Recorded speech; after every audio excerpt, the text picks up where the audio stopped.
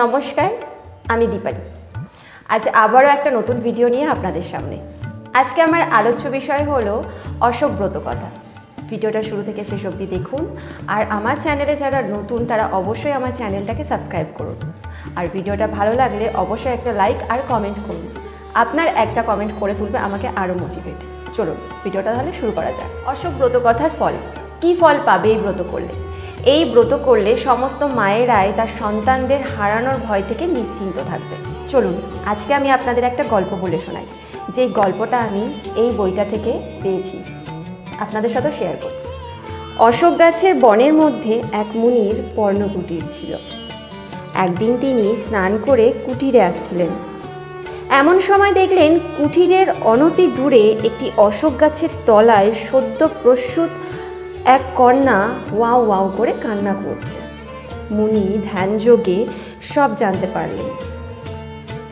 কন্যাটি এক সাবভ্রষ্টা হরিণী প্রসব করে এখনই ফেলে গেছে। কন্যাটিকে দেখে মুনির খুব দয়া হলো। তিনি তখন তাকে নিজের কুঠিরে নিয়ে এসে লালন পালন করতে লাগলেন এবং কন্যাটির নাম দিলেন অশোকা। কিছুকাল পরে এক রাজপুত্র মৃগয়া করতে বেরিয়ে মুনির কুঠির দ্বারে এসে দেখলেন এক পরমা সুন্দরী কন্যার দ্বারের কপাটে দাঁড়িয়ে রয়েছে। রাজপুত্র সেই অপরূপ লাবণ্য কন্যাটিকে জিজ্ঞেস করলেন, তুমি কার কন্যা? অশোকা বললেন, আমি মুনির কন্যা। রাজপুত্র বললেন, তিনি কোথায়? অশোকা উত্তর দিলেন, তপস্যায় গিয়েছেন, বিকেলে আসবেন। এইরূপ কথাবার্তা হচ্ছিল তাদের মধ্যে। এমন সময় মুনির বেদপাঠ করতে করতে কুঠিরে এলেন। অমনি রাজপুত্র মুনিকে প্রণাম করে বললেন, ঠাকুর, আপনি যদি অশোকার সঙ্গে আমার বিয়ে দেন তবে আমি ওকে রাজবাটিতে সঙ্গে করে নিয়ে যাই। মুনি রাজপুত্রের পরিচয় পেয়ে মহা আনন্দ হলেন এবং অশোকার হাত নিয়ে রাজপুত্রের হাতে সঁপে দিয়ে বললেন, মা, আজ হতে তুমি রাজার রানী হলে।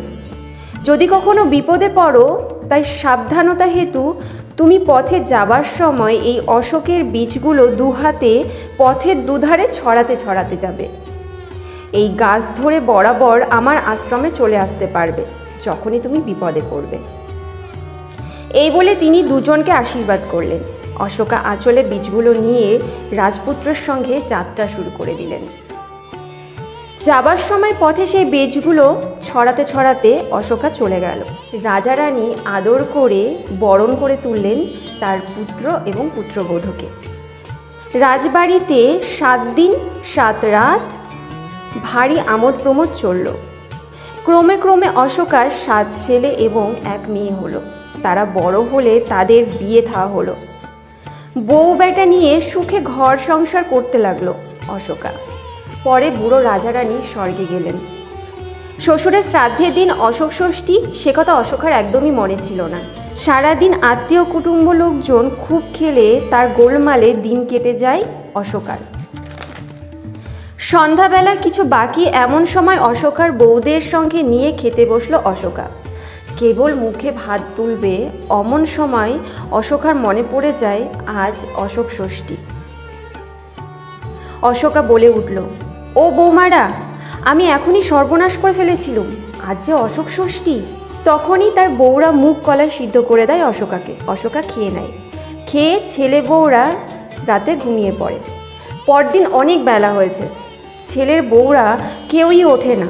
অশোকা সকলকেই ডাকাডাকি হাঁকাহাঁকি করে, কিন্তু কারোর কোনো শব্দ পেল না অশোকা। অশোকা তখন বাধ্য হয়ে দরজা ভেঙে ফেলে। দরজা ভেঙে অশোকা দেখে তো অবাক, তার বউ নাতিরা কেউই আর বেঁচে নেই, সব মারা গেছে। অশোকা সেটা দেখে খুব কান্নাকাটি করে। অশোকা পাগলের মতো রাজবাড়ি থেকে পথে এসে ভাবে। এমন সময় তার নজরে পড়ে সেই অশোক গাছ, যেই গাছ অশোকার বিয়ের সময় তার পিতা বলেছিল অশোক গাছের বীজ দিয়ে যে সেই বীজগুলো যেন সে রাস্তায় ফেলতে ফেলতে যায়। কোনো বিপদ হলে সেই রাস্তা ধরে অশোকা তার পিতার কাছে আসে। অশোকা তখন সেই গাছের সারি দেখে মনে পড়ে যায় তার পিতার কথা। তখনই সেই গাছের সার ধরে বরাবর আশ্রমে এসে দেখে মুনি কুঠিরের সামনে দাঁড়িয়ে আছেন। অশোকা অমনি বাপের পায়ের তলায় আছড়ে পড়ে কান্না করতে থাকে। মুনি ধ্যানে জানতে পারে অশোকার মনের কথা। মুনি বলে, মা, অশোক ষষ্ঠীর দিন যে মুগ কলাই সিদ্ধ করে খেয়েছিলে তাতে ধান ছিল, সেই ধান সিদ্ধ হয়ে ভাত হয়েছিল, তাই খেয়েই তোমার এই সর্বনাশ হয়েছে। যাই হোক, আর কেঁদো না, এই কমণ্ডলের জল নিয়ে গিয়ে সবার গায়ে ছিটিয়ে দাও, তাহলেই তারা বেঁচে উঠবে। আর কখনোই ব্রতের নিয়ম ভঙ্গ করো না। প্রতি বছর তুমি এই ষষ্ঠীতে পুজো করবে, ভক্তি করে কথা শোনো। পরে 6টি অশোক কুড়ি, 6টি মুগ ও দই একসঙ্গে মুখে ফেলে দেবে, তারপর জল খাবে, কিন্তু সেদিন ভাত খাবে না। এই ব্রত করলে কখনো শোক পাবে না, সকলকে পুজো করতে বলবে। এই পুজো প্রচার করলে তোমার চোখের জল কখনো মাটিতে পড়বে না। মুনির চরণে প্রণাম করে অশোকা তাড়াতাড়ি ছুটে পড়ল তার বাড়ির দিকে। গিয়ে সেই কমণ্ডলুর জল সকলের গায়ে ছিটিয়ে দিতেই ছেলেরা, বউরা, নাতি নাতনিরা সকলেই বেঁচে উঠল। তাহলে কি বুঝলেন গল্পটা শুনে? অবশ্যই অশোক ব্রত করলে তার সঠিক নিয়ম মেনে ব্রত করুন। আর এই ব্রত করলে কখনো আপনাকে সন্তানকে হারানোর ভয় পেতে হবে না। এই ব্রত করার নিয়ম হচ্ছে চৈত্র মাসের শুক্লাপক্ষের ষষ্ঠী তিথিতে এই ব্রত করতে হয়। আর এই ব্রত যারা করে তাদেরকে 6টি অশোক ফল, 6টি মুগ কলাই এবং দই খেতে হয়। সেদিন কোনো ভাত খাওয়া যায় না এবং আপনি অন্য কিছুও খেতে পারবেন না। এই হলো আমার আজকের ভিডিওর বিষয়বস্তু। ভিডিওটা ভালো লাগলে অবশ্যই একটা কমেন্ট করে জানাবেন ভিডিওটা কেমন লাগলো।